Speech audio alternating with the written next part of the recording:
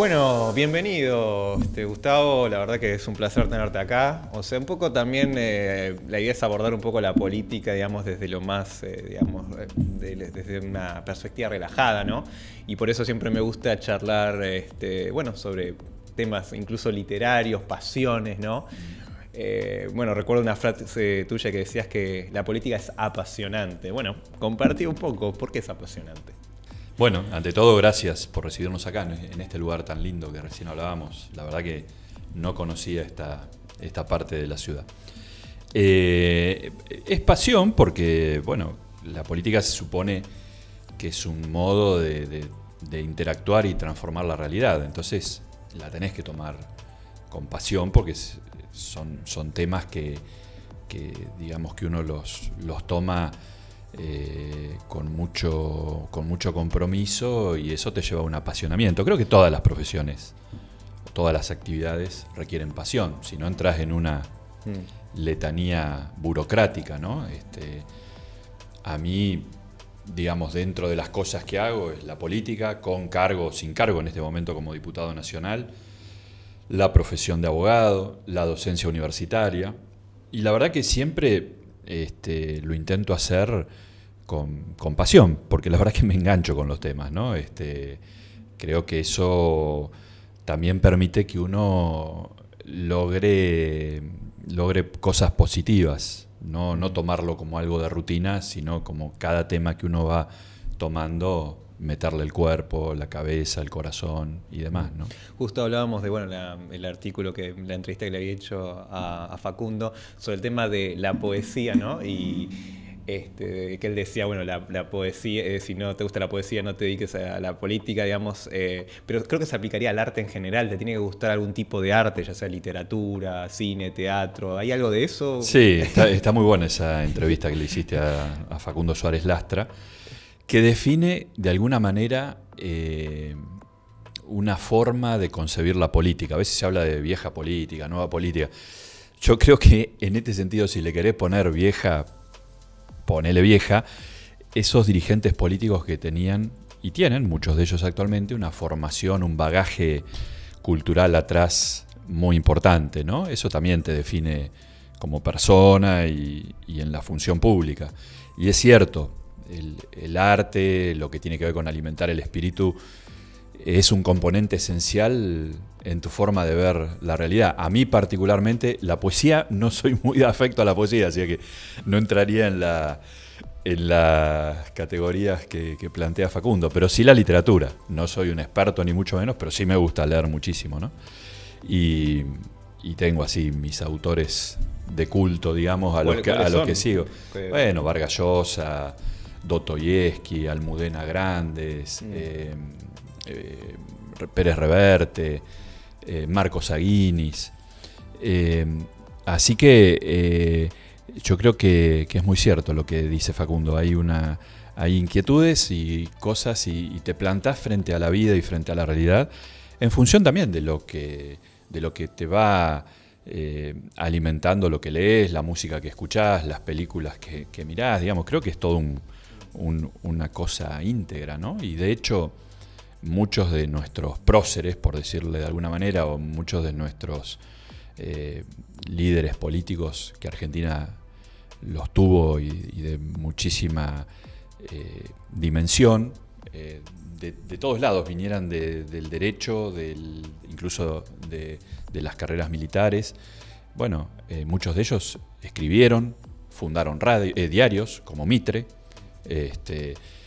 Muchos dirigentes políticos que vienen de las provincias en su momento fundaron diarios en sus provincias. Nosotros, por ejemplo, en Chubut tenemos un gran líder político, dirigente que hoy fallecido, José María Sáez. Fue senador de la Nación, fue ministro, una figura destacada en la recuperación democrática. En el 83, él fundó uno de los diarios más importantes de Chubut, el diario El Chubut, por ejemplo. Y así se replica en muchos lugares. Así que esa interacción entre la política y las expresiones culturales, en especial la literatura, bajo el formato de novela, de ensayista o de periodista, ha sido una constante en la historia política argentina. Bueno, una de las preguntas que siempre, sobre todo la gente joven hace es ¿cómo empezás en política? Porque vos dijiste, bueno, yo empecé a militar y de pronto estaba en el baile, ¿no? Entonces, ¿qué consejo le darías, digamos, a un joven que quiere meterse en el baile, digamos? Bueno, yo creo que los jóvenes tienen más amplitud y saben por sí mismos cómo hacerlo.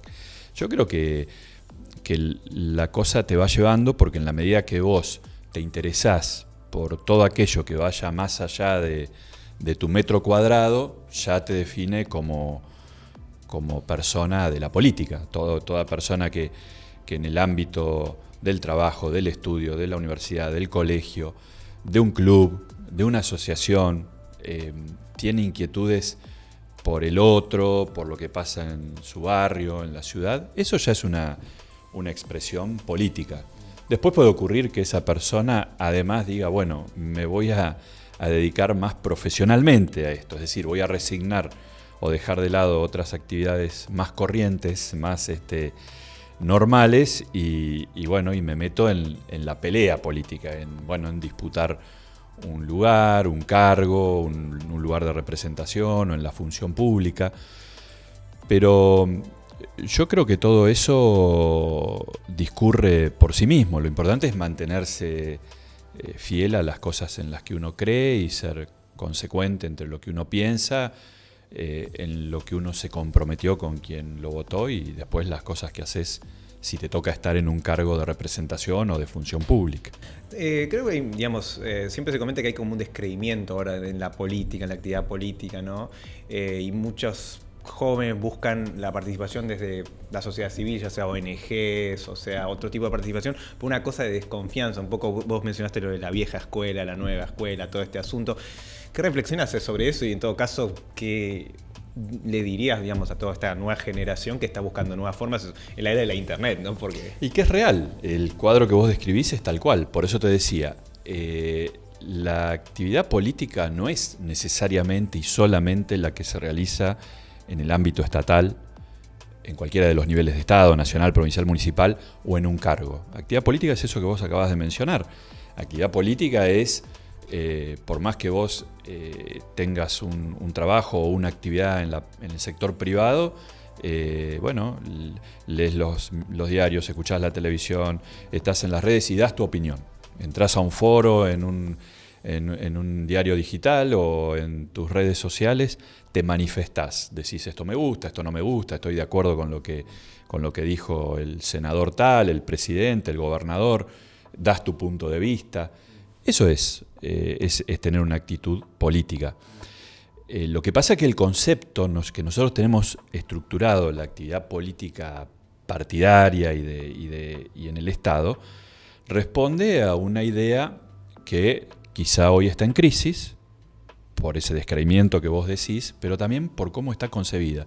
Está concebida a partir de un esquema que viene de fines del siglo XVIII, de la Revolución Francesa para acá, la americana, que es el concepto de representaciones. Era un concepto muy estático. Vos votás un representante y te olvidás por unos años hasta que hay que votar de nuevo. Entonces, es un modelo más delegativo. Che, yo te voto, te doy un mandato medio abierto, no es el mandato que le da un cliente a un abogado, sino que, porque es para tratar un montón de temas que aparecen, porque no es que el representante le da un catálogo de propuestas, la dinámica de la realidad excede eso, entonces a veces pasan cosas. Pongo un ejemplo hipotético. Votaste a alguien en tiempos de paz y resulta que en el medio del mandato surgió un problema con una potencia extranjera. Bueno, ¿qué hacemos? ¿La arreglamos por las buenas, por las malas? Eso no estaba en el momento, ese problema. Y el representante decide lo que él cree según su leal saber y entender. Es decir, no le preguntaba a cada... Bueno, eso hoy, la realidad que vos decís de las comunicaciones, lo digital, permite un ida y vuelta que hace 200 años era imposible. O sea, hoy sí es posible pulsar la opinión del ciudadano porque, por esto que hablábamos recién, porque hay hay una interacción en la comunicación. Hoy lo posibilita la tecnología. Entonces creo que tal vez la dirigencia política está o estamos formateados con ese concepto de ese esquema de representación estático, y la sociedad percibe, che, no me están escuchando, porque ahora mi voz llega, ahora se expresa.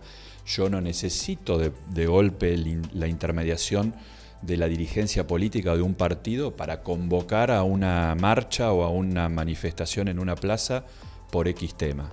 De hecho, ayer la concentración en la Plaza del Congreso para reclamar por justicia por el caso de Fernando Báez Sosa no la convocó un partido político, no la convocó un dirigente político, la convocó la propia sociedad.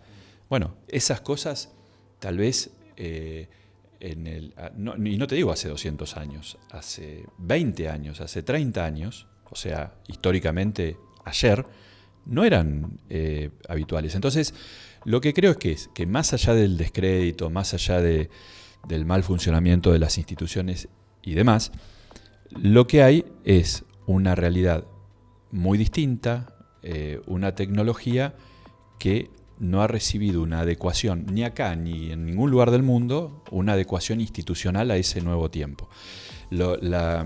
Digamos, el marxismo, Marx tenía... Vos podés ser marxista o no, pero él aportó una categoría de análisis. Él decía, la infraestructura determina la estructura, es decir, la superestructura, es decir, las instituciones, cómo se conforma el Estado y demás. Bueno, la infraestructura cambió. La sociedad, la revolución de Internet, yo creo que es equiparable a lo que fue la invención de la imprenta allá a mediados del siglo XV. Imagínate, un mundo donde nadie sabía leer y escribir, salvo una ultra minoría. Para escribir un libro estaban los monjes, escribas, no recuerdo cómo era la denominación, y escribir una Biblia podía demorar 50 años, ¿sí? Y el único que leía la Biblia, que en esa época que digamos que había tanta confusión entre religión, y la religión era una cosmovisión, había un solo intérprete, el que sabía leer, que le decía al resto, che, la Biblia dice esto, y obviamente la interpretaba como a él le convenía. De golpe, imprimir un libro se podía hacer en pocos días, y se empezaron a masificar, y la gente empezó a leer. Siguió siendo una minoría, pero y eso generó un cambio muy profundo que terminando al poco tiempo con las instituciones medievales, ¿sí? Y dio origen al capitalismo, después al industrialismo y después a obtener libertades en estas revoluciones que estábamos hablando, ¿no? Rompió una sociedad estratificada y generó la idea de democracia. Bueno, Internet ha hecho lo mismo, pero con un avance muchísimo más... Volviendo a la idea un poco de la democracia directa, quizás. Y bueno, sí. Bueno, vos tenés cuenta en Twitter. ¿Interactúas con tus...? Sí, suelo contestar. Sí, bueno, la idea de democracia directa, no digo que sea así, pero bueno, nos aproxima a esos foros, ¿no? ¿Por qué decimos foros? Los foros eran los lugares de reunión de los romanos en donde iban a discutir los temas públicos. La democracia directa griega, que tal vez está un poco románticamente evocada, en realidad no era tan directa porque era solo el pueblo, y el concepto de pueblo era muy, muy restringido. Un esclavo no formaba parte del pueblo, un trabajador manual no formaba parte del pueblo. Pero bueno, como sea, los que entraban dentro de esa categoría sí se reunían y deliberaban en conjunto. Bueno, siempre se decía cuando estudiábamos derecho y demás, bueno, no, pero es imposible la democracia directa, porque cómo le consultás a 45 millones de personas una decisión. Bueno, parece ser que la tecnología no nos ha puesto en ese lugar todavía, pero nos ha aproximado sensiblemente. no quiero aburrir, pero te pongo un ejemplo. La ley de iniciativa popular, la democracia, la reforma constitucional del 94 insertó dos figuras de lo que se llama mecanismos de democracia semidirecta. Dentro de un esquema que sigue siendo la democracia representativa, aquella famosa cláusula constitucional que dice el pueblo no delibera ni gobierna sino por medio de sus representantes, bueno, se le mete una cuña ahí, que es la consulta popular, es decir, el Congreso en determinados temas podría decir no, esta ley no la trato yo, le devuelvo el poder legislativo al pueblo y ustedes voten por sí o por no a determinado proyecto de ley. Eso es la consulta popular. Y la otra es la iniciativa popular. En un esquema de democracia representativa, en Argentina los únicos que podían hasta 1994 meter un proyecto de ley en el Congreso eran el presidente, los diputados y los senadores. La Constitución dice también puede el pueblo, si junta un número determinado de firmas. Que la Constitución dice que la ley tiene que definir cuántas, nunca más del 3%, la ley pide el 1,5%. Bueno, pero para llegar a ese proceso, la ley vigente, dice, bueno, pero lo que se propone tiene que tener un resumen para que el que firma sepa de qué se trata el proyecto. Y ese resumen tiene que ser aprobado por la Defensoría del Pueblo. Fíjate toda la intermediación burocrática y administrativa. Nosotros estamos trabajando un proyecto de ley para remover ese requisito, entre otras cosas. ¿Por qué? Porque hoy le linkeás mire, el proyecto de ley está en www. Y no te viene a contar nadie, volvemos como a lo de la Biblia del siglo XV, no te viene a contar nadie, el proyecto de ley dice tal cosa. Vos mismo entrás, ves qué dice lo que se propone y después decidís si firmás o no. Y en cuanto al marketing político, yo hay algo que charlo con gente de 20 años, 30 años, todo, y hay un tema del atraso en la imagen de los partidos políticos, ¿no? Como que, por ejemplo, en las últimas elecciones hablé con expertos de marketing y me decían, es como que todavía no entienden un poco la lógica millennial, centennial, digamos. ¿Cómo ves ese proceso de modernización en proceso de los partidos políticos? Y seguramente será así. Yo no soy el más autorizado a opinar porque no soy precisamente millennial.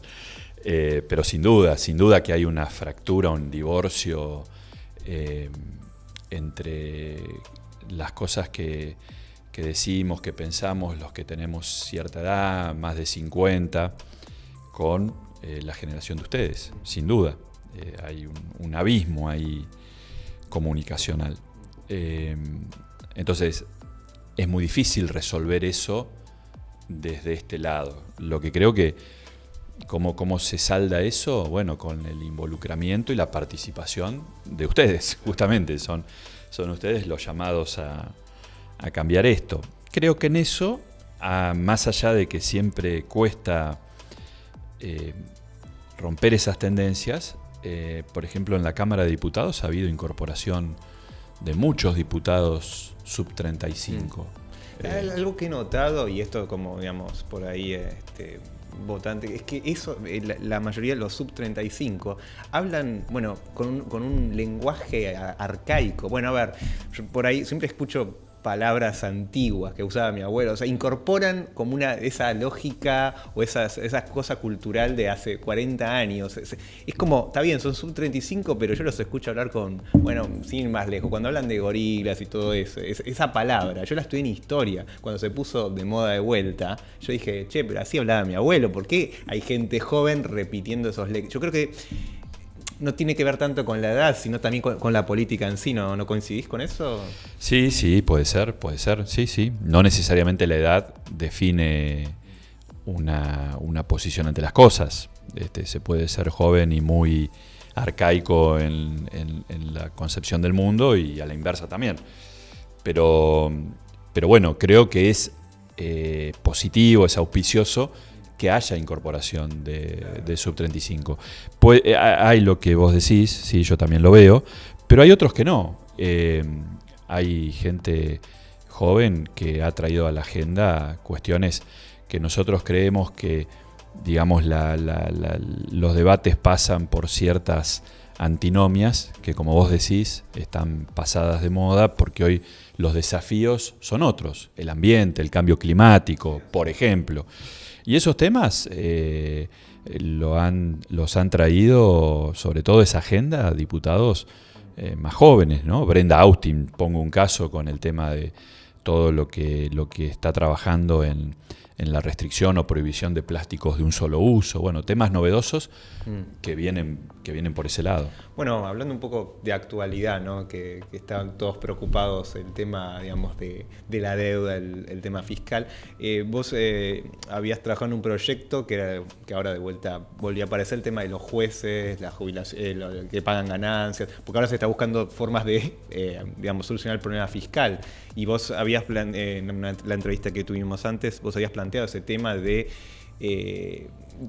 corregir esos problemas que hay, ¿no? A nivel incluso impositivo, y esos privilegios que hay. Es todo un desafío porque nadie quiere renunciar a sus privilegios. ¿Cómo ves eso? Y bueno, son cuestiones, sí, son varios temas los que planteas, ¿no? Pero ahí hay un protagonismo también de un diputado muy joven, Alejandro Cacase. Él presentó un proyecto de ley que es de él, yo lo que hice fue acompañar, en donde él plantea algo que parece muy lógico, ¿no? Desde la perspectiva de la igualdad ante la ley, que es, tengamos un régimen jubilatorio para todos. Creo que, no soy un experto en la materia, pero creo que hay 46 regímenes jubilatorios. Entonces, bueno, tengamos, porque es tan atendible la necesidad y la expectativa de un autónomo o de una persona que fue empleado en un supermercado como la de un juez. Entonces intentemos, y concretamente la propuesta que él hace es, bueno, que en el régimen general estén todos. Con el tema impositivo también, bueno, en su momento habíamos participado de un proyecto para digamos, que todo el mundo pague impuesto a las ganancias. Hubo muchos privilegios en esta materia hasta el año 90 y pico. Presidente, vice, diputados, senadores, diputados provinciales, gobernadores estaban exentos del impuesto a las ganancias, y los jueces. Bueno, a partir de ese momento se terminó con ese privilegio, pero los jueces, la Corte Suprema dijo no, es inconstitucional por la garantía de intangibilidad, algo que es muy discutible. Bueno, en eso se ha avanzado porque en el año 2016 se dispuso, es el mismo modo en que lo resolvió Estados Unidos, solo que en la década del 30 Estados Unidos, que es bueno. Siempre van un poco más adelante. Claro, como el principio de intangibilidad es no te pueden reducir el sueldo y cobrar ganancias implicaría en los hechos una reducción, bueno, macanudo, planteemos el impuesto de acá para adelante, los que se van incorporando. Entonces, allá se hizo de modo gradual. Bueno, acá se aprobó algo similar, después hubo planteos de inconstitucionalidad, una medida cautelar que detuvo ese proceso, pero finalmente esa medida se dejó sin efecto y hoy entiendo que los nuevos están pagando. Pero bueno, son desafíos. Una cuestión es la igualdad ante la ley y después está la otra cuestión a la que vos apuntás, creo, es a la cuestión fiscal, que es otro tema. La deuda del Estado nacional, de los estados provinciales, ¿por qué existe? Porque hay que financiar el déficit. ¿Qué es el déficit? Es comprometer gastos por encima de lo que son tus recursos. Es decir, si vos tenés disponibilidad por 100 en todo este año y comprometés gastos por 140, esos 40 los vas a tener que sacar de algún lado. O emitís moneda, que genera inflación, o contraes deuda, o una mezcla de las dos cosas. Entonces, a veces se habla de sostenibilidad de la deuda, de la ley, aprobamos hace poco una ley para la sostenibilidad. La sostenibilidad no va a venir porque lo pongas en una ley, va a venir porque en algún momento seamos más responsables fiscalmente. Con el tema de la ley de innovación, que se separó, digamos, tengo muchos amigos en la industria del software, audiovisuales, y medio que estaban esperando un poco eso, por eso me pidieron que preguntara, ¿qué pasó? O sea... Bueno, ese es un sector muy dinámico y en donde tiene un protagonismo justamente la gente más joven, ¿no? Claro. Porque a veces nos definimos como un país agroexportador. En mi región, en Patagonia, la pesca tiene una importancia muy relevante, exporta por 2.100 millones de dólares al año. Pero el sector de la economía del conocimiento emplea a unas 300.000 personas y exporta en el orden de los 5.000 millones de dólares. Con Así un que, potencial de 15.000, o sea, y hay un potencial enorme. Por eso llamó mucho la atención que se frenara el tema de la ley. bueno, es toda una paradoja, ¿no? Porque esa ley, la ley de promoción de la economía del conocimiento, que en realidad tenía un régimen de promoción que venía, si no recuerdo mal, desde el gobierno de Duhalde, con Labaña como ministro de Economía. El sector empezó a crecer y había llegado a esto, ¿no? A un desarrollo muy importante, con empresas además reconocidas a nivel internacional, con unicornios, y se votó el año pasado, creo, no por unanimidad, pero ahí le pegó en el palo, la ley de promoción de la economía del conocimiento. Es decir, para que todos esos incentivos ya no estuvieran en un decreto, sino que tuvieran estatus legal. Y pasaban básicamente por un régimen de estabilidad fiscal, es decir, que no te sorprendan con nuevos impuestos, con una reducción de las cargas al trabajo, es decir, de los aportes y contribuciones de seguridad social, porque uno de los principales insumos de esa industria es el trabajo humano, porque el desarrollo de toda esa industria tiene que ver con el conocimiento. Bueno, y con la ley de emergencia eso se vio muy afectado, es decir, pocos meses después, los que votaron esa ley, que venían de votar la otra, la de fomento, desbarataron buena parte de eso, ¿no? Y no sabes cuándo se va a retirar, porque para el sector tiró atrás muchas inversiones, digamos, que se iban a hacer, están todos medios a la expectativa. Sí, hay muchos polos de desarrollo que en Córdoba, en Mendoza, acá mismo, en Tandil, que están con esa preocupación. Incluso se habla de emigración también. Pero de mínima hay una frustración de todos esos proyectos que iban a permitir crecer, como vos decías. Por lo pronto, la ley de emergencia está planteada con vigencia hasta el 31 de diciembre de este año, de 2020. O sea que si uno se atiene a la ley, es eso. Pero como en Argentina lo transitorio suele ser permanente, impuesto a las ganancias se creó como un impuesto de emergencia en 1932. Así que llevamos casi 100 años de emergencia, ¿no? O el impuesto al cheque también fue un impuesto de emergencia en el 2000 o 2001. Sí, además muy regresivo justo. Y bueno, estamos en el 2020, así que esperemos que... Me parece que psicológicamente en Argentina, como vivimos un estado de emergencia, un poco esa, digamos, sí, si lo vamos a analizarlo psicológicamente, ¿no? Porque imagínate el impuesto al cheque. Yo me acuerdo que también, o sea, mismo...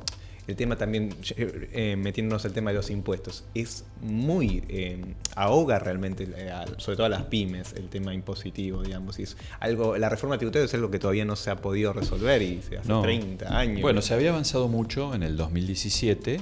El gobierno anterior estableció una senda de baja de la presión impositiva que alguien podrá criticarla por gradual, por insuficiente, pero el camino era hacia la baja y de hecho había empezado.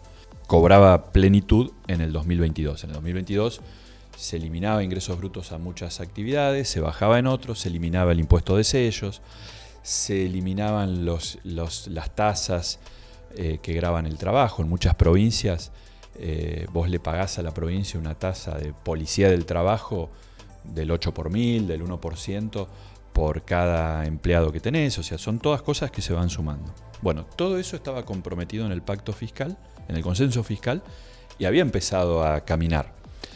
Y este año, o a fines del año pasado, se firmó el consenso fiscal 2019 que suspende el consenso fiscal 2017. Y el Congreso lo votó ahora, creo que fue el 30 de enero, la sesión, lo votamos en contra, pero también es una regresión respecto de lo que se había aprobado hace 2 años.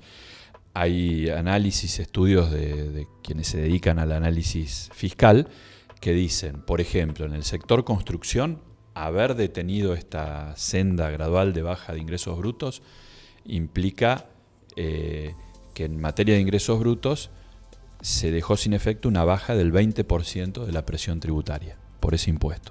En el sector, creo que de turismo, del 30%. Sí, además el sector turismo por ahí es uno de los pocos sectores que podría tener una oportunidad este año, digamos, de crecer. Complicado. Todo este tema que está pasando ahora de la reestructuración de la deuda, ¿cuál es un poco tu punto de vista? O sea, porque he hablado con un montón de gente y cada uno tiene su... Bueno, la deuda, la reestructuración que está encarada es de la deuda que Argentina ha emitido en dólares y bajo ley extranjera. Se suele hacer una utilización política de esto y decir, bueno, Macri endeudó y la verdad que técnicamente, y esto lo dijo en la reunión de comisión que tuvimos previa a la sesión, con toda claridad el subprocurador del Tesoro de la Nación, Sebastián Soler, la deuda que está en renegociación son títulos públicos emitidos en el gobierno de Néstor Kirchner, en el gobierno de Cristina Kirchner y en el gobierno de Mauricio Macri. Es decir, es una constante. Argentina, el primer problema de impago, de cesación de pagos o de default, como se dice ahora, de deuda pública, lo tuvo en 1890. Por una deuda contraída la Baring Brothers. Bueno, y de ahí ha tenido varios episodios de esto. Y la cuestión de la deuda ha sido una constante. La deuda en sí misma no es ni mala ni buena. Cualquier empresa, cualquier estado se endeuda. ¿Por qué? Porque imagínate, si vos tenés que hacer en un municipio todo un sistema de tratamiento de las aguas, de cloacas y demás, con plantas de tratamiento, es imposible hacerlo con los recursos presupuestarios corrientes. Además sería injusto, porque ¿por qué le tengo que cargar al ciudadano que hoy vive? Porque si yo invierto todo eso con los recursos presupuestarios hoy, otras cosas no las voy a poder hacer. Es decir, que el impacto es sobre la generación actual. Pero esa obra la va a usufructuar y gozar gente que todavía no nació, ¿sí? Por ahí va a tener un impacto durante 50, 60 años. O sea que también tomar un empréstito para eso es hasta justo, es equitativo, porque el esfuerzo de repago de esa obra se extiende por mucho tiempo y por mucha más gente. Ahora, si vos tomás deuda para gastos corrientes, es decir, para pagar sueldos, o para la presión, evitar la presión, digamos, de la devaluación, todo. Bueno, se hablaba mucho del tema, de fuga de capitales, un poco las cosas que comentabas. ¿Qué opinas de eso? Mira, por eso digo, esto hay que tomarlo con seriedad y con los números sobre la mesa. ¿La deuda creció? Sí, creció. ¿Estábamos desendeudados en 2015? No es cierto. Cristina Kirchner dejó el stock de deuda pública al 31 o al 10 de diciembre de 2015, eran redondeo 244.000 millones de dólares, y lo había tomado con 140 o 150.000, es decir, al término del kirchnerismo el stock de deuda creció casi 100.000 millones de dólares. Durante el gobierno de Macri creció el stock de deuda, sí, también es cierto. Al 10 de diciembre del 19 estaba en el orden de los 310.000 millones de dólares. ¿Por qué creció? Bueno, 40.000 millones de dólares hubo que tomar para pagar los servicios de la deuda preexistente, amortizaciones, intereses.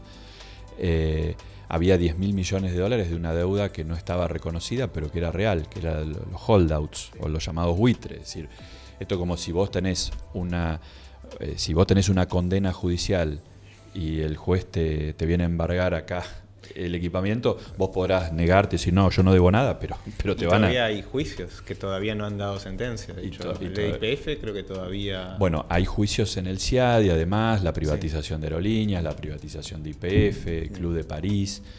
Y después hubo en el orden de los 20.000 millones de dólares para financiar el déficit de esa gestión. Y el déficit, ¿qué es lo que hay que trabajar? Porque en la medida que tengas déficit vas a seguir acrecentando la deuda. Ahora, en esto también hay que reconocer lo que se hizo en la gestión pasada, porque el déficit fiscal primario que el país tenía a fines del 2015 era de prácticamente 4,7% del PBI. al 10 de diciembre del 2019 el déficit fiscal primario de la Argentina es del 0,44%. Y esa es la única manera de reducir la necesidad de financiamiento externo, o en todo caso que el financiamiento por deuda sea con fines de mejorar la infraestructura del país, ¿no? Que ahí es muy importante el rol que cumplen el BID, el Banco Mundial, que son prestamistas, digamos, del sector público internacional, que prestan a baja tasa y que, bueno, que lo hacen con fines de desarrollo humano. Bueno, Gustavo, te agradezco mucho por tu presencia, así que entre mate y mate así podemos charlar de política y literatura. Muchas gracias. Bueno, Adrián, un gusto. Muchas gracias a ustedes.